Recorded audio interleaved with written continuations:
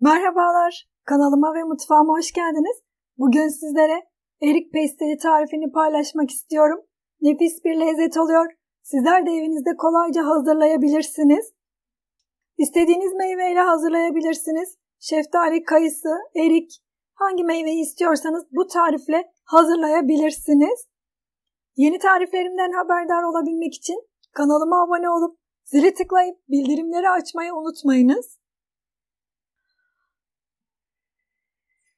Tarifimiz için erikleri iyice yıkayıp süzüyorum. Yıkadığım erikleri bir tencereye aldım. Yarım çay bardağı su ekliyorum. Yarım su bardağı toz şeker ekliyorum. Kapağını kapatıp kısık ateşte suyunu bırakana kadar pişiriyorum. Mutlaka kısık ateşte olsun, dibine tutmasın. Zaten dibine tutmaması için de yarım çay bardağı su ekledik. Erikler suyunu bıraktı. Gördüğünüz gibi yumuşamaya başladı. Erikler iyice dağılana kadar pişiriyorum. Orta ateşe aldım. Erikler suyunu bıraktıktan sonra orta ateşte iyice yumuşayana kadar pişiriyorum. Ara sıra mutlaka karıştırın. Erikler yumuşamaya başlamış. İyice dağılana kadar pişirdim ben. Bakın erikler iyice dağıldı. Artık süzüyorum. Makarna süzgeciyle süzüyorum.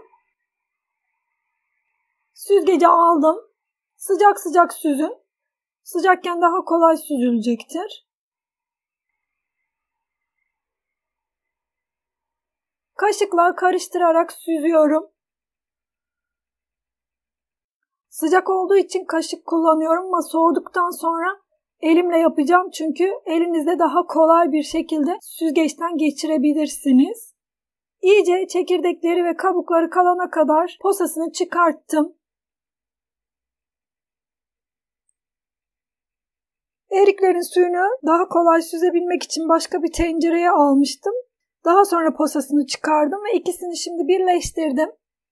Şekerine baktım, bana şekeri çok az geldi. Erik ekşi olduğu için yarım bardak daha şeker ekledim. Bir yemek kaşığı da nişasta ekliyorum. Çok az suda açıyorum nişastayı. Ondan sonra ekliyorum.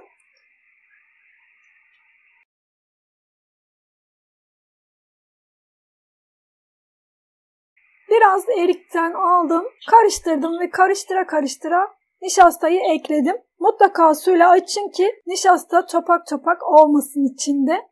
Tekrar ocağa aldım. Burada çok güzel bir şekilde kaynatmamız gerekiyor. Yaklaşık 15-20 dakika kaynattım ben. Bu kaynatma işlemini mutlaka uygulayın.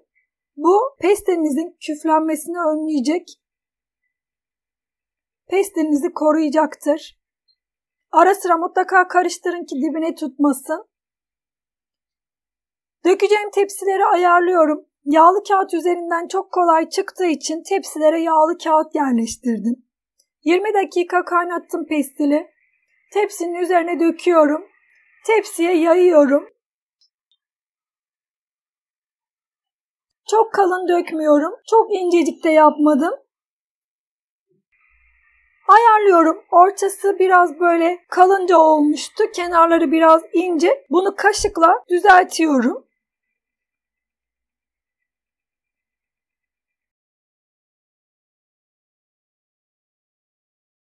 Biraz çekilmiş cevizim vardı.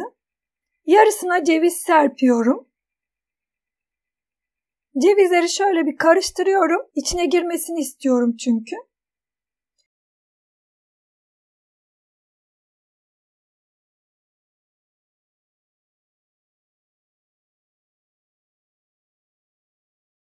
Diğer tarafına da susam serpiyorum ama susamları karıştırmıyorum. Susamları o şekilde bıraktım. Kalan pestilleri de diğer tepsilere döküyorum. Ölçüleri açıklama kısmına ekleyeceğim. Oradan bakabilirsiniz.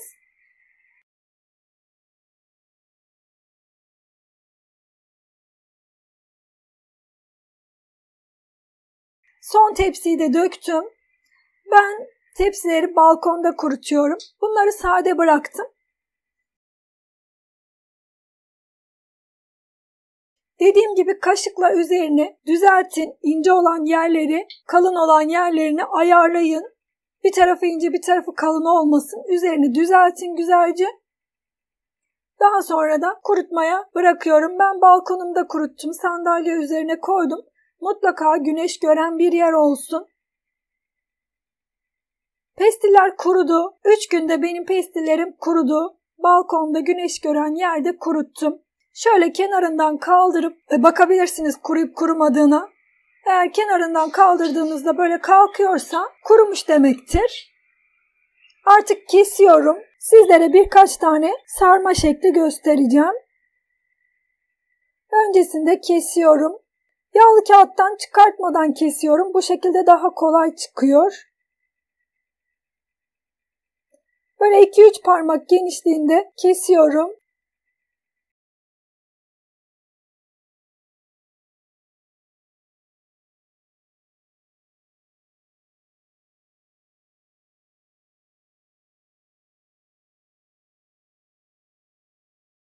Fazla olan yağlı kağıtları da kesip çıkartıyorum ki kolay çalışabileyim.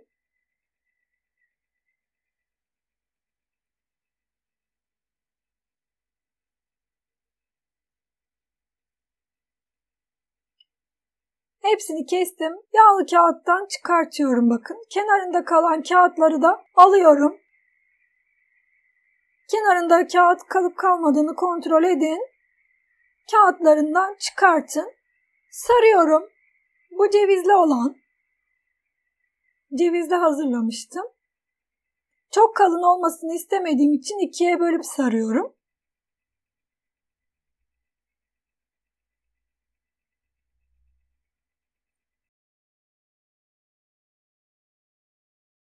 Bu da susamlı olan. Yağlı kağıdından çıkardım. Muska şeklinde sarıyorum bunu. Eğer isterseniz susamı üste gelecek şekilde de sarabilirsiniz.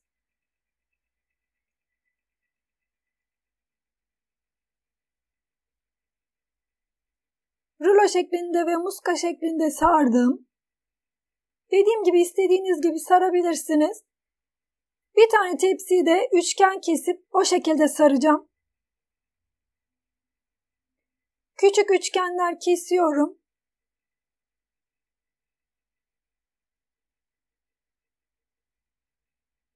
Çok büyük olmasını istemediğim için 2-3 parmak genişliğinde kesiyorum. Yağlı kağıttan tekrar çıkartıyorum. Çok kolay bir şekilde zaten ayrılıyor.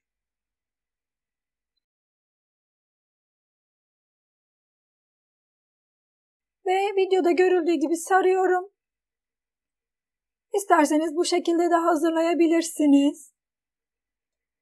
İsterseniz içine ceviz koyup da sarabilirsiniz. Bu şekilde de çok güzel oluyor. Ben bir kısmına da ceviz koyup sardım. İstediğiniz gibi hazırlayabilirsiniz. İsterseniz benim gibi karışık hazırlayın. İsterseniz sade, cevizli, nasıl arzu ediyorsanız o şekilde hazırlayabilirsiniz. Pestillerimiz hazır. Şöyle yakından da sizlere göstermek istiyorum. Hepsi birbirinden güzel oldu. Eğer uzun süre saklamak istiyorsanız serin bir yerde saklamanız gerekiyor. Nemden uzak olması gerekiyor. Yağlı kağıda sarıp buzdolabı poşetlerine koyup derin dondurucuya atabilirsiniz veya buzdolabının alt kısmında, sebzelik kısmında saklayabilirsiniz.